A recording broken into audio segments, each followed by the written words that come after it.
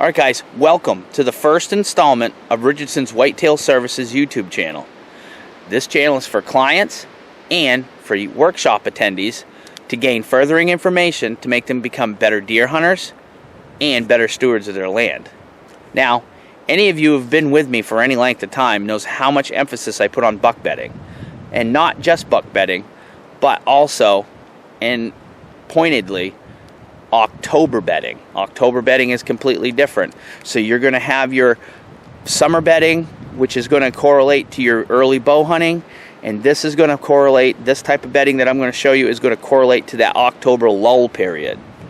Now we all know during the October lull, the only way to kill a buck is to be within 100 yards of that October bedding. What I have here is October bedding. So let's show you.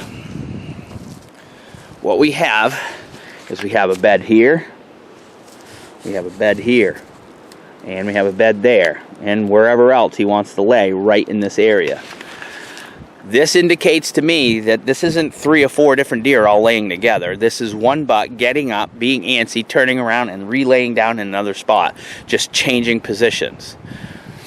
It's a typical buck bedding area, whereas if you look down here, you can see way down in there, thermals are coming up for him. The does are traveling back and forth on this kind of line. The trails are pounded through here how they're traveling. There's water about 85 yards down this hill. Easy spot for them. They get up and they go drink water. They come back and get in this bed again. Behind me, if you can look up, it's steep. It's a real steep bank. I wouldn't want to have to climb up it at any speed. When you get to the flat part of the top, it's all spruce blowdown, so there's nothing really coming through it. Things will go around it, but they're not going to come down directly in behind this bed. Typical buck bedding. Protection from the back, sight in the front. And that's west. So that's another thing we're finding, or I'm finding, with these buck beds that have real good back cover. They will face into the wind. He'll probably be laying, one way or whatever way he wants to go, but they always have that good prevailing wind in their face or at their back. The other thing that I've been looking at here as we've been moving around is the main trail goes straight out that way. It is pounded. It's just really well worn going out that way. But the other trails, which I call entrance trails, are very slight, and they're not really visible to the naked eye unless you can pick up on the subtleties of these entrance trails. It's because a buck uses many entrance trails to get to this bed, not just one. He's coming from all different directions depending on wind and thermals and where he last ate and where he's coming from to get to this bed. He leaves this bed every time the same way, which is out that way. That's the most important part once you find the bed, is to decipher where his exit is, where he's leaving that bed from. Because science has shown that a whitetail buck, unless pressured, will leave that bed the same way each and every time, where he's going to enter the bed from all different directions. That's why I always tell people in October, even in September, because they use the same idea even in the summer bedding. They enter the beds from different directions. They leave from the same way.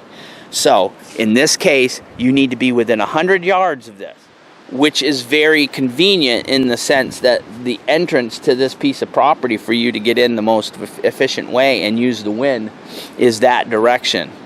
There's a lot of brush and cover back there, as you can see, so you can set up without being seen. So this is the key, is you have to be within that 100 yards roughly of how he's going to leave. He's going to leave out this way, and then he's going to swing down to get water. That's my theory on this. So you want to be set up back that way, and depending on what time that you're going to put your cameras up and get an idea of what time he's getting up to go to get water. You put it back there far enough that you can gather the information without jumping the buck out of the bed. That's tricky. And then once you get an idea what time he's leaving, and I know I'm getting into a lot of detail. I put a lot of work into these beds. Once I get to the point where I know which way he's leaving out of this bed, then I can make my setup back in an area that I'm safe to get there. Now you can see it's thick back in here. It's all low hemlock and some spruce, so sight picture isn't a problem. He's not going to be able to see me, and the way the prevailing wind is blowing in here, he's not going to smell me. He could hear me. But anyways, you make your setup back there, but like I said, you need to know the timing. The timing is important, so you know whether or not to be below the trail or above the trail when you make your setup. Because if he's heading out after the thermals shift and start heading down the hill, you need to be below that so your wind isn't blowing right to the trail. Or if he's coming out while the thermals are still rising, you can be above it. I would prefer to be below it because I'm thinking that most of the time these bucks are not going to move. They're going to move less than 100 yards before shooting light's over. So you're really going to want to be below it, because by the time he gets to you, the thermals will probably shift and headed down, especially that time of the year. And given the way this area is shaped, it's going to get shady in here a lot quicker, because the sun's going to set below all these tall trees, and then it's going to shade, and then the wind's going to start shifting. And because of the water is down at the bottom here, it's going to pull the wind down. So the other thing is 80 yards down the hill is water. So what he's doing, he's going to get up, he's going to go out this way where he can see better to go down, and he's going to run down. So you need to make sure that you're set up and you know where he's going to make his turn to go down and get water. The other thing here is he doesn't have to leave this little cut. It's a small cut here. It's oak. There's oak mixed in through all of this, and when it's producing, this spot gets a lot of activity. Now he can move to get water, and as he's going, he can pick up acorns to eat in October, and he's going to be fine. So when you find these, the other clue you're going to want to look for is you're going to find these rubs right in the bed, right next to the bed, right in the bedding itself. We have another one down here. You'll see there's another one right there on that striped maple. And if you go up the trail back that way, there's a few heading out, and there's probably going to be some on one of these entrance trails.